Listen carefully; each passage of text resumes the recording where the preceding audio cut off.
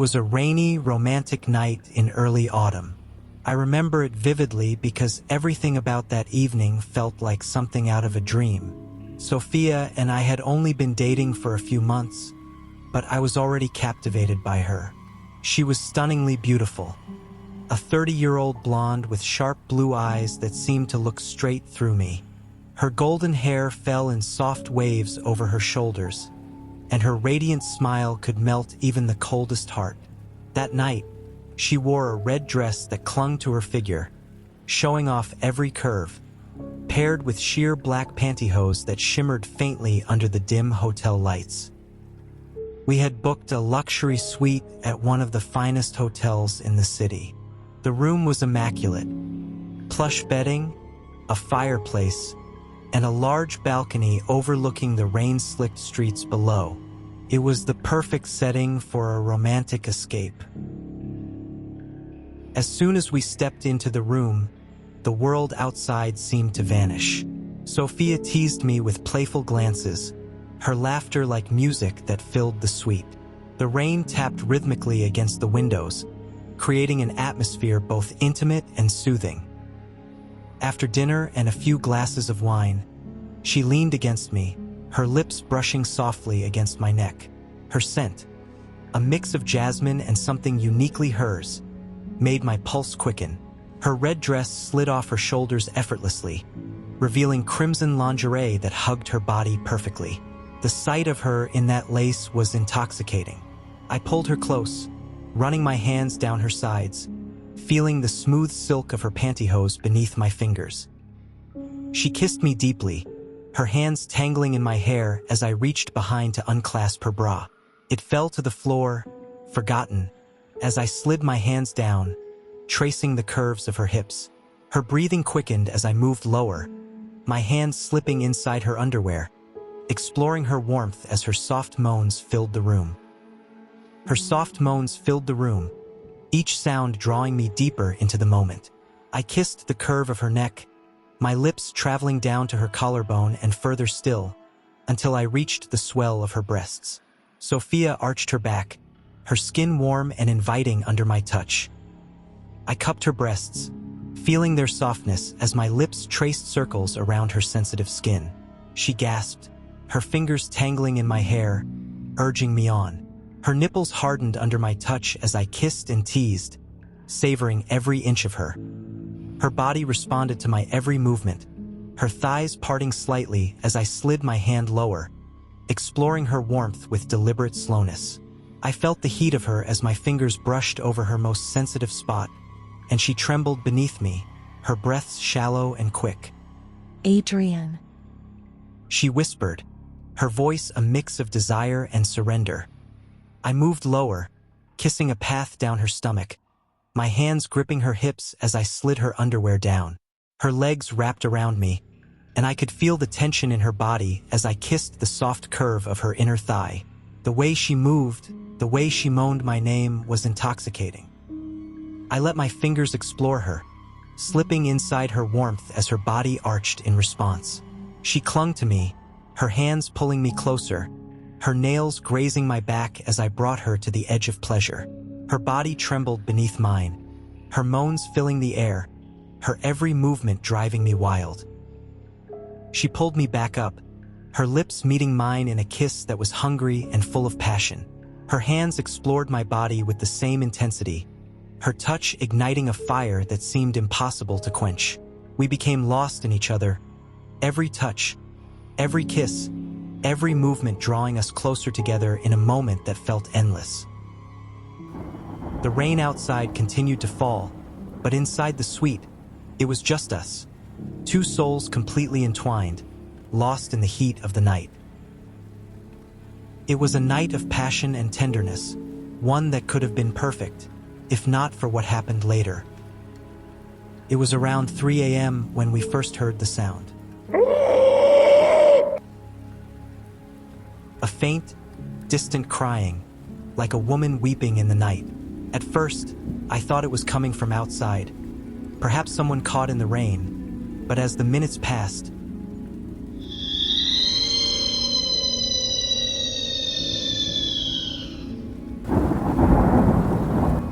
sound grew louder, more distinct. Sophia, who had been resting her head on my chest, sat up abruptly. Adrien, do you hear that? She whispered, her voice trembling. I nodded, straining to listen. The crying seemed to echo from within the suite itself. I felt a chill run down my spine. Then we saw it. On the far wall, near the large mirror, a shadow appeared. Unmistakably the silhouette of a woman. Her figure was gaunt, her hair wild and disheveled. She moved slowly, her arms outstretched as if searching for something or someone. What is that? She hissed, her voice barely audible. I didn't have an answer. My heart raced as I tried to rationalize what we were seeing. The shadow didn't match anything in the room. It moved independently, unaffected by the light or our movements. My own breath was ragged, my heart pounding in my chest like a drum. For a long moment, neither of us spoke. The silence in the room felt suffocating, pressing against us like an unseen force. Then instinct took over. I reached for my phone on the nightstand, my fingers shaking as I unlocked the screen. No signal. I tried again, nothing. The hotel phone. Sophia whispered, her voice barely audible. I could hear the panic rising in her tone. I stumbled out of bed, crossing the room in a few hurried steps. I grabbed the receiver of the landline and pressed it to my ear. Dead. No dial tone, nothing but empty silence. Sophia sat up, pulling the sheets around her. Adrien, what's happening? I turned toward the door, my instincts screaming at me to get us out of there. But as I stepped toward it, something changed. The air in the room thickened, growing heavier, colder, as if an invisible force was pressing down on us.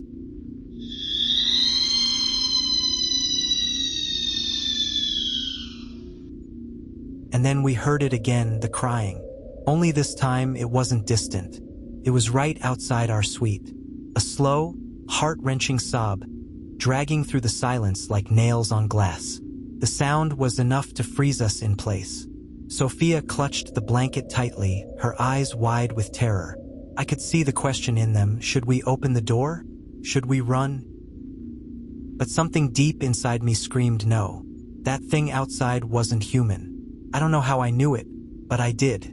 That wasn't a woman in distress. That was something else. Something that wanted us to open the door, to step out into the hallway, to make the mistake of acknowledging it. I swallowed hard, my mouth dry. We stay quiet. Sophia nodded, pressing her hand over her mouth to muffle her uneven breathing.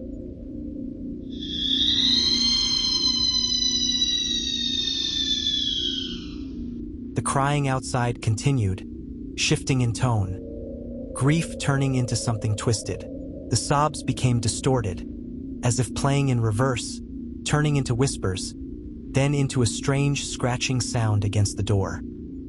We huddled together on the bed, neither of us daring to make a sound. The fear wasn't just about the noise, it was about being noticed. For the rest of the night, we sat in silence, the eerie sounds outside fading in and out, the air in the room feeling heavier with each passing hour. I kept glancing at the door, terrified it would open on its own. At some point, exhaustion took over. I must have dozed off, because the next thing I remember was Sophia shaking me awake. The golden light of dawn filtered through the rain-streaked windows, and for the first time in hours, the air felt normal again. We're leaving, Sophia said, already getting dressed. I didn't argue. We grabbed our things in a rush, barely bothering to pack properly. When I finally reached the door, my hand hovered over the handle. My heart pounded. What if it wasn't over? I took a deep breath and twisted the knob. It opened easily. There was nothing in the hallway. No sign of disturbance. No eerie figures. Nothing but the usual, elegant hotel corridor. Like nothing had ever happened. We practically ran to the elevator, ignoring the confused looks from the hotel staff in the lobby as we checked out without a word. We never spoke of it to anyone else, but even now, years later, when Sophia and I look at each other and remember that night, we feel it. The chill, the suffocating silence, the feeling that something was still watching us, and the certainty that if we had opened that door any earlier, we wouldn't be here to tell the story.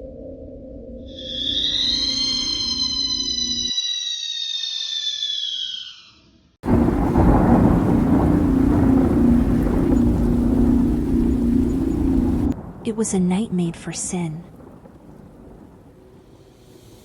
The rain poured relentlessly, drumming against the windshield as Adrien and I sped down the desolate road. The headlights cut through the thick mist rolling in from the jungle, casting eerie shadows between the towering trees. I had planned everything. The wine, the silk sheets, the outfit that would drive Adrien wild. A sheer lace nightie, crimson, with matching panties and glossy black pantyhose that hugged my legs like a second skin. I knew exactly what I was doing. Adrien smirked as he drove, his hand sliding teasingly over my thigh. You're really trying to kill me before we even get there. I bit my lip, leaning in. I just want to make sure you earn your stay tonight. His hand gripped my thigh a little tighter. Oh, I intend to. The teasing didn't stop. He whispered filthy promises in my ear, his fingers inching higher and higher. The rain made it harder to see, the road barely visible under sheets of water, but that didn't stop him from suddenly pulling the car over. He turned to me with that hungry, dark look in his eyes.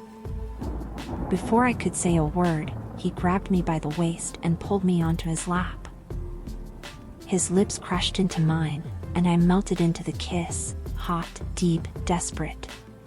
My hands tangled in his hair, his fingers digging into my hips as my dress bunched up around my thighs. I can't wait. He growled against my lips, his hands roaming up, cupping my breasts over the lace. A moan escaped me as his thumbs brushed over my hardened nipples. Not here, baby, I whispered, teasingly biting his lower lip. I want you in that bed, in that farmhouse, where you can take your time. His breath was heavy, filled with frustration and lust, but he let me slide back into the passenger seat. You're cruel, Sophia. I know. I smirked, pressing my thighs together, already soaked. By the time we reached the farmhouse, it was almost 10. The rain was still falling in thick sheets, the sound a steady roar against the roof as we hurried inside. The farmhouse was old but well kept, its wooden walls whispering stories of past lovers, past secrets. The moment the door shut behind us, Adrien grabbed me. His hand slid under my dress, pushing it up until I felt the cold air against my bare thighs. I need you now.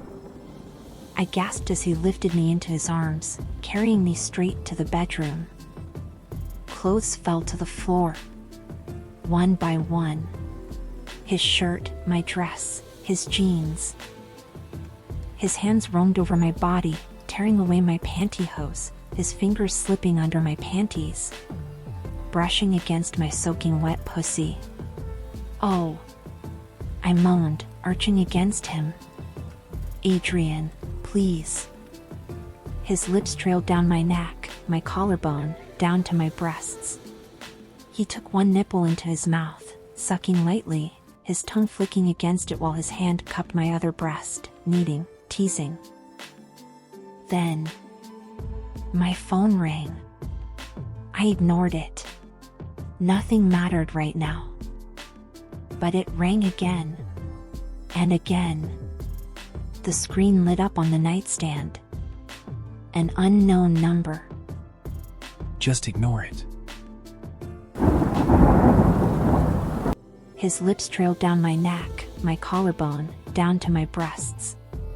He took one nipple into his mouth, sucking lightly, his tongue flicking against it while his hand cupped my other breast, kneading, teasing.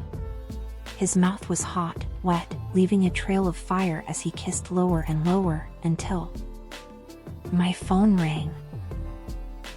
I ignored it. Nothing mattered right now. But the ringing came again. And again. The screen lit up on the nightstand, an unknown number. I groaned in frustration, reaching for it. Who the hell is calling me right now? Adrien trailed kisses along my collarbone, murmuring, Just ignore it. I almost did. But something about the call felt off. On the fourth ring, I answered. Hello? For a moment, there was silence. Then, a woman's voice. I want to join both of you. Can we have a threesome? I blinked, pulling the sheet up over my chest. Excuse me? The voice was sultry, playful, but eerily calm. I can see you. A chill crawled down my spine. You look so sexy in that red lingerie, Sophia. And Adrien, black boxers? Nice choice. The air in the room dropped 10 degrees. My stomach twisted as I turned to Adrien, who was already sitting up, eyes wide. Who the hell is this? The woman on the phone giggled softly. Look around. I'm here with you. My heart slammed against my ribs as Adrien and I whipped our heads around. The farmhouse had no windows in the bedroom, just candlelight flickering against the wooden walls. No cameras. No visible holes, no vents where someone could be peeking. Nothing. Yet, someone was watching. I hung up the phone, but a second later, my screen lit up again. This time, it wasn't a call. It was a message. From the same unknown number. With a photo. A photo of us.